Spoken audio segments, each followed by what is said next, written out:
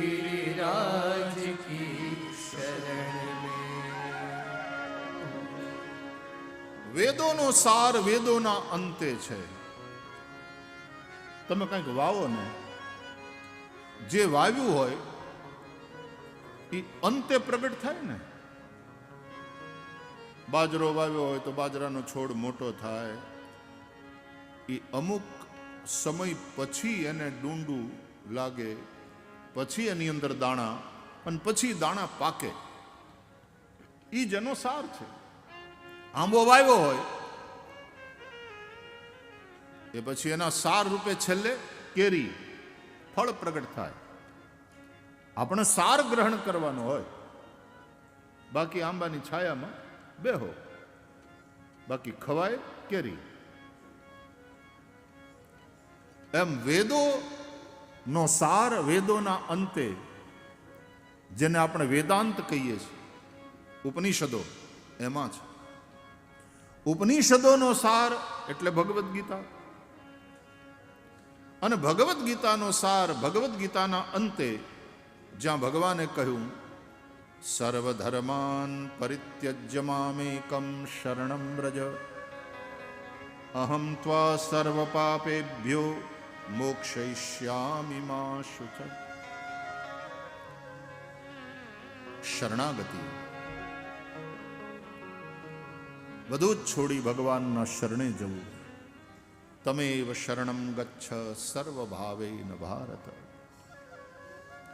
તો શ્રીનાથજીનો ઊંચો ઉઠેલો વામ કર કમલ એટલે કે ભગવાનનું આવાહન, આવ મેરી શરણ में. તો એ રીતે આ 12 સ્કંદ એ ભગવાન શ્રી હરિનું, ભગવાન શ્રી કૃષ્ણનું વાંગ્મય સ્વરૂપ છે. વ્યાસજી એની રચના કરીને પછી શુકદેવને ભણાવ્યું. શુકદેવજી બ્રહ્મ જ્ઞાની છે, બ્રહ્મ દ્રષ્ટા છે, પણ એ કોરા જ્ઞાની નથી. શુકદેવજીના હૃદયમાં ભગવાનની ભક્તિ ભરેલી છે. અને એટલા માટે શ્રીમદ ભાગવતના થોડા શ્લોકોનું રસાસ્વાદન કર્યું, ચાખ્યા વ્યાસજીના જ શિષ્યોના માધ્યમથી. ખૂબ આનંદ આવ્યો. શુકદેવ પોતે પોતાના પિતા પાસે આવ્યા. જન્મતાની સાથે સહજ વૈરાગ્યવાળા બાપનું ઘર છોડી જતા રહ્યા હતા. એક અર્થમાં સંન્યાસી બની ગયા હતા. એ પોતે સામે ચાલી પોતાના પિતા વેદ વ્યાસ પાસે આવ્યા અને પ્રાર્થના કરી, મને આ ભાગવત ભણાવો. વ્યાસજીએ શુકદેવને ભાગવત ભણાવ્યું. શુકમ અધ્યાપયામાસ નિવૃત્તિ નિરતમ મુનિ. શુકદેવ ભાગવત ભણ્યા અને પછી શુકદેવજીએ ગંગાના કિનારે અનશન વ્રત લઈ બેઠેલા રાજા પરીક્ષિતને આ ભાગવત સંભળાવ્યું. વળી પાછો એકવાર ભાગવતનો આંબો યાદ કરીએ.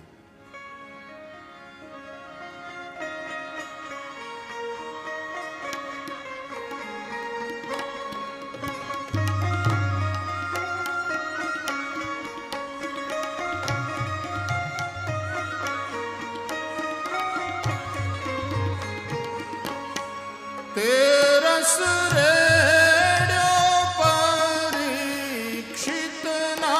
શ્રવણમાં. તેરસ રેડ્યો પરીક્ષિતના શ્રવણમાં. ખરો અનુગ્રહનો આધાર એ સખી રે આંબો રોપિયો.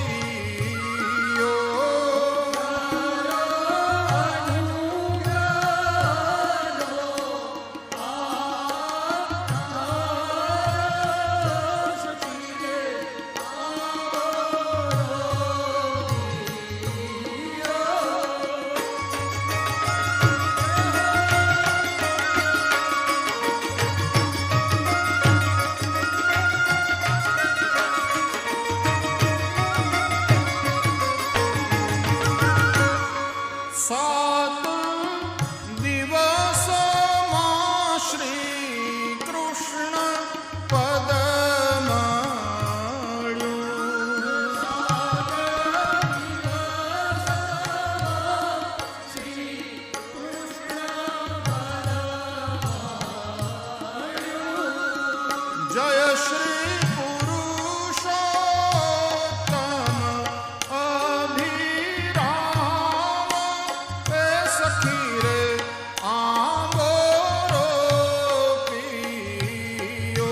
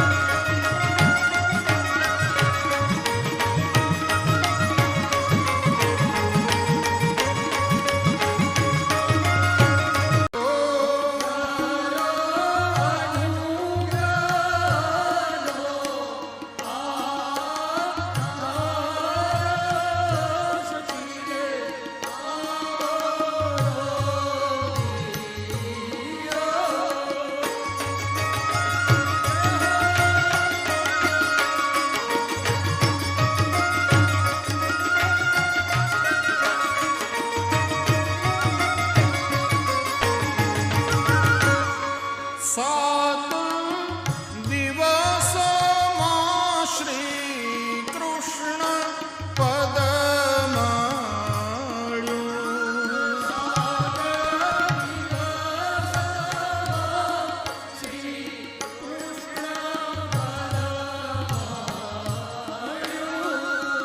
જય શ્રી પુરુષોત્તમ અભિરામ એ સખી રે આંગોરો પિયો.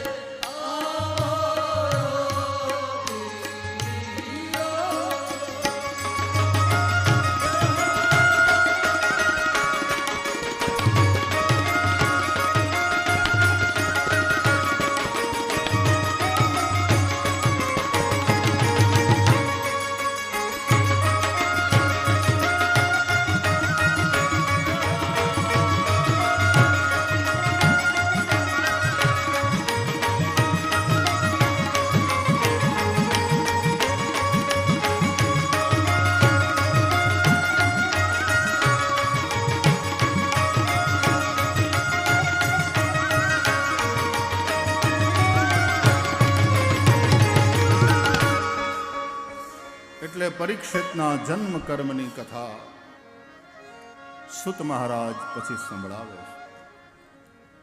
સુખદેવજીએ રાજા પરીક્ષિતને કથા સંભળાવી. 7 દિવસમાં શ્રીમદ ભાગવત સાંભળી રાજા પરીક્ષિતનો મોક્ષ થયો. પણ એ પરીક્ષિતનો જન્મ ક્યાં થયો, કોના વંશમાં થયો, પરીક્ષિતનું ચરિત્ર એણે કયા કયા કામ કર્યા, એને શ્રાપ કેમ થયો, આ બધી કથાઓ પૂછી સુતજીએ કથા સંભળાવી. કૌરવો પાંડવોનું કુરુક્ષેત્રમાં યુદ્ધ થયું. એ યુદ્ધની અંદર કૌરવો હાર્યા, કૌરવોનો નાશ થયો, કૌરવોની સેના સમાપ્ત થઈ. ભગવાન શ્રી કૃષ્ણની કૃપાથી પાંડવો વિજયી થયા. જોજો, કૌરવોની સેના મોટી હતી હા પાંડવો કરતા. પાંડવોની સેના ખાલી 7 અક્ષવિણી, કૌરવોની સેના 11 અક્ષવિણી. વળી કૌરવોની પોતાની સંખ્યા મોટી, 100 કૌરવ, જ્યારે 5 પાંડવ. તો એ કૌરવો ન જીત્યા. નહીં તો કૌરવોના પક્ષમાં સેનાપતિ તો કે ભીષ્મ જેવા, દુર્યોધન, કર્ણ, એક એક મહાન યોદ્ધાઓ હતા કૌરવોની સેનામાં. એની સામે આમ જુઓ તો પાંડવોની સેના નબળી લાગે. અર્જુન ને ભીમ ને એવા બધા બળુકા ખરા, બાકી તો દ્રોણ તો કે ઓલા પક્ષમાં, કર્ણ તો કે ઓલા પક્ષમાં, ભીષ્મ તો કે ઓલા પક્ષમાં, કૃપાચાર્ય તો ન્યા બધાય મોટા મોટા અને પ્રભાવી એ કૌરવોના પક્ષમાં હતા, પણ તોય જીત પાંડવોની થઈ. એટલે સંખ્યા જ્યાં વધારે હોય એ જીતી જાય એવું ચૂંટણીમાં બને, પણ ધર્મના ક્ષેત્રની વાત આવે ત્યાં તો સત્યમેવ જયતે, ત્યાં સત્યનો જ વિજય થાય, સંખ્યાનો નહીં, સત્યનો વિજય. જ્યાં સત્ય છે એનો જય છે. અને સત્ય પાંડવોના પક્ષે હતું. કયા રૂપે? સત્ય એટલે સાક્ષાત શ્રી કૃષ્ણ, સત્યમ પરમ ધીમહિ. દ્વારકાધીશ ભગવાન શ્રી કૃષ્ણના સ્વરૂપે એ સત્ય પાંડવોના પક્ષે હતું. એનો મતલબ શા માટે આમ ભગવાને કેમ પાંડવોનો પક્ષ લીધો? તો કે ધર્મ હતો પાંડવોના પક્ષે. જ્યાં ધર્મ છે ત્યાં શ્રી કૃષ્ણ છે. ધર્મ ન દૂસર સત્ય સમાના, અને યતો ધર્મસ્તતો જય, એવું પણ કહ્યું છે. જ્યાં ધર્મ છે ત્યાં જય છે. સત્યમેવ જયતે, સત્યનો જ વિજય થાય છે. એટલા માટે આપણે ચર્ચા કરી હતી, શ્રીમદ ભાગવતનો પ્રારંભ પણ સત્યમ પરમ ધીમહિથી થયો છે. શ્રીમદ ભાગવતનો ઉપસંહાર પણ સત્યમ પરમ ધીમહિ. સત્યથી જ આ પૃથ્વી હકીકતમાં ટકે છે. જૂઠ, ખોટું બોલવું, ખોટું લેવું, હરામનું ખાવું, એનાથી તો પૃથ્વી રસાતાળ જાય. ધર્મથી ટકે છે, સત્યથી ટકે છે. તમે હાવ સાચું કહેજો, તમને જૂઠ ગમે કે સત્ય ગમે? આપણને શું ગમે? સામેવાળો આપણી આગળ ખોટું બોલે આપણને ગમે છે? પત્ની ખોટું બોલે તો ધણીને ગમે નહીં, ધણી ખોટું બોલે પત્નીની નજરમાંથી ઉતરી જાય, વહુ ખોટું બોલે તો હાહુ સંભળાવે હાવ ખોટા બોલી છે, છોકરા ખોટું બોલે મા બાપને ગમે નહીં કે હાવ સાચું બોલવાનું બેટા, ખોટું નહીં બોલવાનું. દરેકને સત્ય જોઈએ છે પોતાના માટે. એનો અર્થ સત્ય જ ગમે છે આપણને. પણ જો આપણને બીજા પાસેથી સત્ય જોતું હોય તો આપણે બીજાને સત્ય આપવું જોઈએ. જે આપો એ મળે. ખેતરમાં જે વાવો એ ઉગે. જો તમે કોકને છેતરશો તો કોક તમને છેતરવાના જ. અને સામેવાળો છેતરશે તો તમારું સત્ય તમારી રક્ષા કરશે, આ પાકું છે. સત્યમ પરમ ધીમહિ.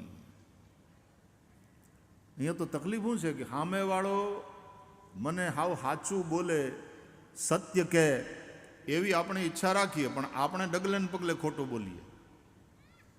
સત્યનારાયણની કથા ઘણા દર પૂનમે કરાવે, પણ અસત્ય રોજ બોલે. એટલા બધા ધાર્મિક હોય કે લહણ ડુંગળી ન ખાય, લાંચ ખાય, પાણી હાથ ગળણે ગાળીને પીવે ને ગરીબોનું લોહી ઉભે ગળે પીવે. આ દંભ કહેવાય. તો સંખ્યા નહીં, સત્ય જીતે છે. જ્યાં સત્ય છે ત્યાંનો વિજય. પાંડવોના પક્ષે સત્ય હતું, પાંડવોના પક્ષે ધર્મ હતો, અને એટલા માટે પાંડવો વિજયી થયા. ભીમસેને દુર્યોધનને ગદાયુદ્ધમાં ખતમ કર્યો.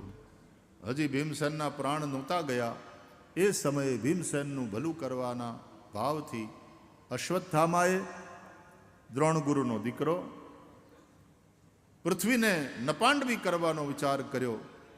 રાતના સમયે પાંડવો જ્યારે સૂતા હોય ત્યારે જઈને એની હું હત્યા કરીશ. કાયર માણસો છે ને પછી આવું વિચારે. અને આપણે ત્યાં તો નિશસ્ત્ર માણસ હોય ને એના ઉપર એ ઘા ન થાય, એને આપણે અધર્મ ગણીએ. વીર પુરુષ હોય ને अपनी धुन पे झूमने का सूरज से तेज चम એને આપણે અધર્મ ગણીએ.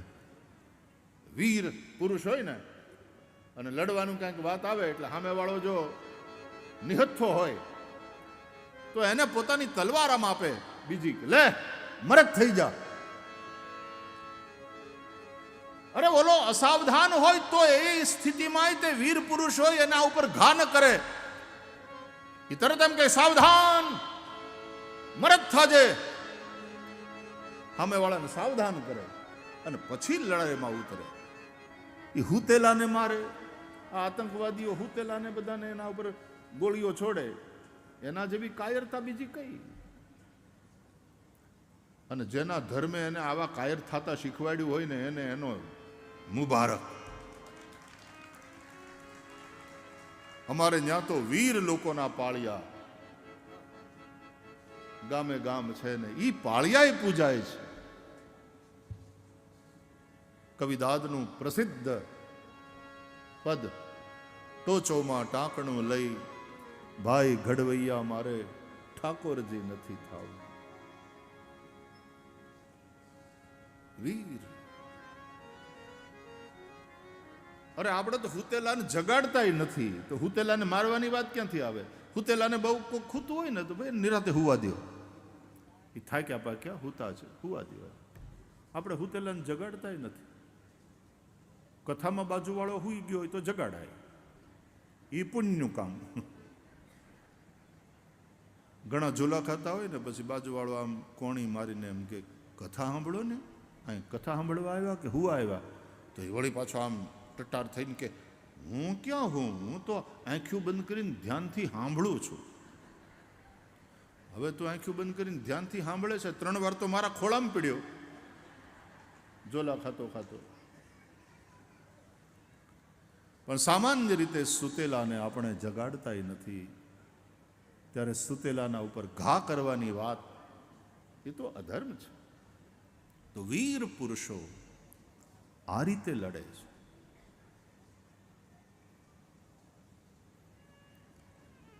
દ્રોણ ગુરુનો દીકરો, નામ અશ્વત્થામા. પાંડવો રાતના સૂતા હશે ત્યારે હું એની હત્યા કરીશ, આવો મનસૂબો કર્યો.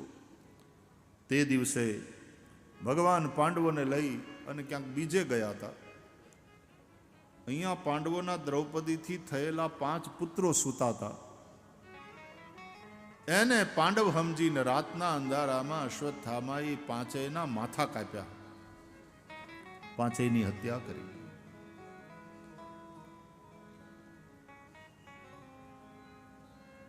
આ જ્યારે દ્રૌપદીને ખબર પડી ત્યારે દ્રૌપદી આક્રંદ કર્યું. રડતી પોતાના પત્ની દ્રૌપદીને જોઈને અર્જુનજીએ પ્રતિજ્ઞા કરી, પાંચાળી, તારા 5 પુત્રોના હત્યારાનું માથું વાઢી અને જ્યાં સુધી લઈ આવું નહીં ત્યાં સુધી તું પુત્ર શોકનું સ્નાન ન કરતી. એનું માથું વાઢીને લઈ આવું ત્યારે એનો પાટલો કરી એના ઉપર પગ મૂકી અને પછી તું પુત્ર શોકનું સ્નાન કરજે. ક્ષત્રિય, વીર, એક આક્રોશ, એક ક્રોધ. અર્જુનજીએ પ્રતિજ્ઞા કરી અને પછી કૃષ્ણ પરમાત્માએ રથ તૈયાર કર્યો, એ સારથી બની અને અર્જુનજી અશ્વત્થામાને મારવા નીકળ્યા. અશ્વત્થામાએ જ્યારે જોયું કે બચવાનો કોઈ ઉપાય નથી ત્યારે એણે બ્રહ્માસ્ત્રનો પ્રયોગ કર્યો. ભગવાન શ્રી કૃષ્ણની આજ્ઞાથી અર્જુનજીએ અશ્વત્થામાના બ્રહ્માસ્ત્રની સામે પોતાનું બ્રહ્માસ્ત્ર છોડ્યું. બ્રહ્માસ્ત્ર એટલે અંતિમ, આપણે જેમ આજે પરમાણુ બોમ્બ, એના જેવું ભયંકર એ અસ્ત્ર હતું. અને બંને બ્રહ્માસ્ત્રો આકાશમાં ટકરાયા. અગ્નિનો વરસાદ વરસવા માંડ્યો. પૃથ્વીના લોકો ત્રાહિમામ પુકારી ગયા. પ્રલયકાળ બૂમાબૂમ થવા માંડી કે હવે આ પૃથ્વી બચે નહીં. ત્યારે ભગવાનની આજ્ઞાથી અર્જુનજીએ મંત્ર ભણી બંને બ્રહ્માસ્ત્રોને પાછા ખેંચી લીધા. આમાં કથા એમ કહે છે કે અશ્વત્થામાને બ્રહ્માસ્ત્ર છોડતા આવડતું હતું, પાછું વાળવાની વિદ્યા એની પાસે નહોતી. જ્યારે ગુરુ દ્રોણની કૃપાથી અર્જુનજીની પાસે 2 વિદ્યા હતી. આજે દુનિયાના ઘણાય તે પરમાણુ શક્તિ સંપન્ન રાષ્ટ્રો કોક પાગલ માણસને મગજ ફરે અને ઓલું બટન દબાવી દે અને પરમાણુ બોમ્બ એને લઈને પેલું મિસાઇલ નીકળે. પાછા વાળવાની વિદ્યા કેટલાની પાસે છે? એક વારી છૂટી જાય તો કેવો વિનાશ નોતરે. એ અમેરિકાએ જે નાગાસાકી અને હિરોશીમા ઉપર જાપાનમાં પરમાણુ બોમ્બ ફેંકેલા અને પહેલો પ્રયોગ થયેલો, અને એના એ પરમાણુ બોમ્બે જે વિનાશ વેર્યો હતો આખા વિશ્વે જોયું. એનાથી સેકન્ડ વર્લ્ડ વોરનો અંત આવ્યો, એ બરાબર. અને એટલા માટે જ તે અત્યારે ઘણા બધા રાષ્ટ્રો પરમાણુ શક્તિ સંપન્ન થયા છે. એનાથી એમ કહે છે કે સંસારમાં શાંતિ છે, કારણ કે જો તમે અમારા ઉપર ઉપયોગ કર્યો તો અમે તમારા ઉપર કરશું. એટલે તમે હખણાર્યો નહીં તો આ હગી નહીં થાય એવું કે ને. અસ્ત્રો હતા અને એ અસ્ત્રો, એના મંત્રો એટલે કે એની ફોર્મ્યુલા, એની ટેકનિક એ બધી ઋષિઓ પાસે હતી. પર્જન્યાસ્ત્ર છોડે ને ખૂબ વરસાદ ભયંકર, બારે મેઘ ખાંગા થાય ત્યારે સામે વાળો વાયુયાસ્ત્ર છોડે અને વાયુ એવા વાય કે વાદળા બધા વયા જાય. આપણે ત્યાં થોડો આમ વરસાદ માંડ રાહ જોતા હોય ને પછી થાય ને, પણ એની હારે વાવડો હોય, પવન પણ હોય, એટલે વડીલો એમ કહે કે વરસાદ આવ્યો તો ખરો પણ આ ટકશે નહીં. કેમ? તો કે વાવડો છે, પવન છે. તો પર્જન્યાસ્ત્ર એનો એક જણ પ્રયોગ કરે તો સામે વાયુયાસ્ત્ર હોય. એક બાજુ અગ્ન્યાસ્ત્ર અને અગ્નિની વર્ષા થાય તો સામે વાળો પર્જન્યાસ્ત્રનો પ્રયોગ કરે અને અગ્ન્યાસ્ત્ર એના પ્રભાવને ખતમ કરે. પણ બે બ્રહ્માસ્ત્ર જ્યારે આકાશમાં ટકરાય ત્યારે તો પૃથ્વીનો પ્રલય નક્કી. પણ ભગવાન દ્વારકાનાથે આજ્ઞા કરી, અર્જુનની પાસે બંને વિદ્યા છે, અને છોડતાય આવડે છે, એનું સંવરણ પણ આવડે છે. અર્જુનજીએ મંત્ર ભણી અને બંને બ્રહ્માસ્ત્રોને પાછા ખેંચી લીધા. વિશ્વનો વિનાશ અટકાવ્યો. અશ્વત્થામાની પાસે પછી બચવા માટે બીજો કોઈ ઉપાય ન રહ્યો. અર્જુનજીએ અશ્વત્થામાને પકડ્યો. પોતાની પ્રતિજ્ઞા અનુસાર તલવાર કાઢી એનું માથું ઉતારવા માટે. પણ ત્યાં તો યાદ આવ્યું, ગુરુપુત્ર છે, બ્રાહ્મણ છે, અમે ક્ષત્રિય, અને મરાય નહીં, બ્રહ્મ હત્યા લાગે. આવેશમાં પણ વિવેકને વિસરી જાય અર્જુન નહીં, કારણ કે ભગવાન શ્રી કૃષ્ણના દ્વારા ગીતાનું જ્ઞાન પામ્યો છે. અને એવો માણસ આવેશમાં આવીને ખોટું કામ કોઈ દી ન કરે. જાગ્રત છે અર્જુન. નષ્ટો મોહ સ્મૃતિર લબ્ધા ત્વત પ્રસાદાન મયાચ્યુત. એ મોહમાં ભાન ન ભૂલે. ક્રોધના આવેશમાં, કામના આવેશમાં, લોભના આવેશમાં માણસ ખોટા કામ કરે. અર્જુનજી સાવધાન છે. આ ગુરુપુત્ર છે. મારા ગુરુ દ્રોણે એના દીકરાને જેટલું નથી શીખવાડ્યું, એના દીકરાને જેટલું નથી આપ્યું એટલું મને આપ્યું. અને મરાય નહીં. મારું તો બ્રહ્મ હત્યાનું પાતક લાગે. એટલે અશ્વત્થામાને માર્યા નહીં, તલવાર પાછી મ્યાન કરી દીધી. અશ્વત્થામાને બાંધ્યા દોરડેથી અને ઢળીને ખેંચીને. નથી ઘણીવાર પોલીસ સરખી રીતે ખાતર બરદાસ્ત કરતી અપરાધીઓની. હાંકળ બાંકળ નાખી અને ભર બજારે પરેડ કરાવે અપરાધીની. એમ ખેંચી દોડે બાંધીને લઈ આવ્યા અર્જુનજી. પશુવત પાશબદ્ધમ ભાગવતમાં લખ્યું છે. જેમ હિંસક યજ્ઞ કરનારા બલિના પશુને બાંધીને ઘસડીને લઈ આવે, એમ શોકમાં સળગતી દ્રૌપદી પાસે અર્જુનજી અશ્વત્થામાને બાંધીને ઘસડીને લઈ આવ્યા. આમ બંધાયેલા હાથકડી હોય ને હાથમાં, બંધાયેલા અશ્વત્થામા દ્રૌપદીની સામે આમ ધક્કો મારીને ઊભા કર્યા. અશ્વત્થામાનું માથું નીચું છે. પાપ કર્યું હોય ને, ખોટા કામ કર્યા હોય, એનું માથું નીચું જ થઈ જાય. સુતેલાને માર્યા, બાળકોને માર્યા. આવું વેર. ઘણીવાર સમજદાર માણસ હોય ને, બે ભાઈઓની વચ્ચે બનતું ના હોય તો એકબીજાની યાર બોલતા ના હોય, પણ છોકરાઓને અટકાવે નહીં. બેટા તમારે જવાનું, તમે ભેગા ભેગા રમો, મોટા બાપાના દીકરા છે, અથવા તો એમ કે કાકાના દીકરા છે, તમે બધા ભાઈઓ ભાઈઓ. છોકરાઓની અંદર ઈ વેર ઉતરે નહીં, એનું ધ્યાન રાખે ડાયો માણસ હોય તો. અને નહીં તો વારસામાં દેતો જાય કે જીવાના ઘરનું પાણી પીહોમાં મારા દીકરા હોવ તો, નહીં તો મારા આત્મા અવગતે જાહે. આમ વેર પણ વારસામાં આપતા જાય નહીં. વેરનો અગ્નિ ક્ષમાના પાણીથી બુજાય, અને ક્ષમા ઈ જ આપી શકે જે વીર હોય. ક્ષમા વીરસ્ય ભૂષણમ. કાયર ક્ષમા આપે ને એને ક્ષમા ન કહેવાય, કાયરને શોભે નહીં. હવે કોઈક મજબૂત માણસ હોય અને એણે ભર બજારે આમ થપાડ મારી દીધી, અને ઓલ્યો હોય હાવ ખીલ પાંખડી, દુબળો પાતળો, એટલે એ વળી પાછો એમ કે મારે તારા જેવું નથી થવું, જા મેં તને માફી આપી, વયો જા. હવે એ માફી કહેવાય? તારામાં તાકાત? આ કાયરતા છે. ક્ષમા કોનું ભૂષણ છે, કોને શોભે? વીરને. ક્ષમા વીરસ્ય ભૂષણમ. તમે વીર હોય, તમારામાં તાકાત હોય કે એક થપ્પડ સાથે સામેવાળાને બોલતો બંધ કરી દો, અને છતાંય વયો જા, જા ભાઈ, વયો જા, આપણે વાત નથી વધારવી, જા વયો જા. એને ક્ષમા. અને એ ક્ષમા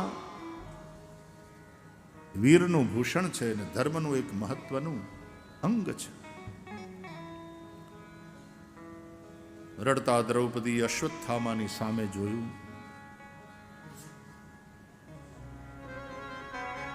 સામે ગુરુપુત્ર છે. એ જોયા પછી દ્રૌપદીએ બે હાથ જોડી માથું ઝુકાવ્યું, અશ્વત્થામાને પ્રણામ કર્યા. અર્જુનજીએ કહ્યું, દ્રૌપદી, જેને ગુરુપુત્ર સમજીને તું પ્રણામ કરે છે, એ જ તારા 5 પુત્રોનો હત્યારો છે. જે પુત્રના શોકમાં તું આંસુડા સારે છે, એ પુત્રોને આણે માર્યા છે. અને દ્રૌપદી પ્રણામ કરી અશ્વત્થામાને અને કહે છે, અહીંયા દ્રૌપદીને ભાગવતમાં કૃષ્ણા કહ્યા છે. નિરીક્ષ કૃષ્ણા અપકૃતમ ગુરોસુતમ વામ સ્વભાવા કૃપયા નનામ ચ. દ્રૌપદીને કૃષ્ણા કહ્યા છે. કૃષ્ણે પોતાનું નામ આપ્યું.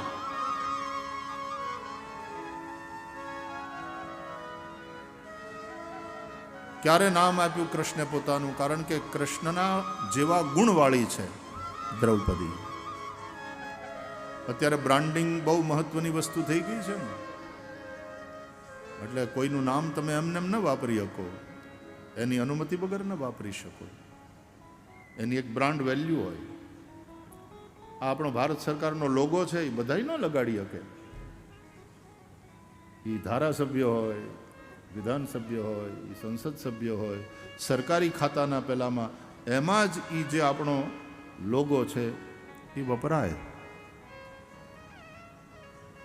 એમ ભગવાન શ્રી કૃષ્ણે પોતાનું નામ દ્રૌપદીને આપ્યું. દ્રૌપદી કૃષ્ણા. કેમ કે ભગવાનના જેવા ગુણવાળા છે, શ્રી કૃષ્ણના જેવા ગુણવાળા છે. ભગવાન કૃપાના સાગર છે, તો દ્રૌપદી દયાની દેવી છે. પોતાના 5 પુત્રોના હત્યારાને દ્રૌપદીએ પ્રણામ કર્યા અને પાછા બોલ્યા, મુચ્યતામ મુચ્યતામ એશ બ્રાહ્મણો નિતરામ ગુરુ. મુક્ત કરો, મુક્ત કરો, છોડી દો, આને છોડી દો. અરે કે પણ દ્રૌપદી, જેને છોડી દેવાની તું વાત કરે છે એણે જ આપણા 5 પુત્રોને માર્યા, હત્યા કરી છે. દ્રૌપદી બોલ્યા, બરાબર, તે હવે આપણે એની હત્યા કરશું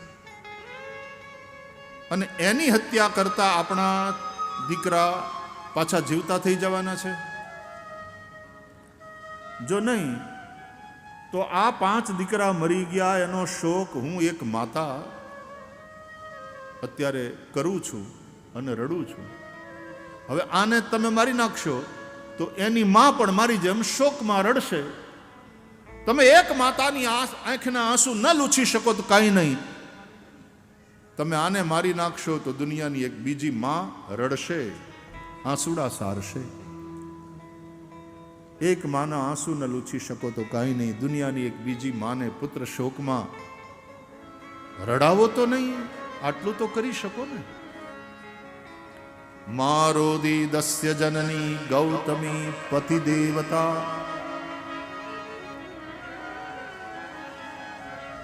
રહસ્ય સાથે ધનુર્વેદ તમે જેની પાસેથી શીખ્યા છો એ ગુરુ દ્રોણ. જે ગુરુ દ્રોણે પોતાના દીકરાને જેટલું નથી આપ્યું એટલું તમને આપ્યું છે. સએશ ભગવાન દ્રોણ પ્રજારૂપેણ વર્તતે, એ જ ભગવાન દ્રોણ પુત્રના રૂપમાં તમારી સામે ઊભા છે. માનો, કારણ કે શાસ્ત્ર અનુસાર પુત્ર એ પિતાનો આત્મા ગણાય છે. ગુરુના તમારા ઉપર અનંત ઉપકારો છે.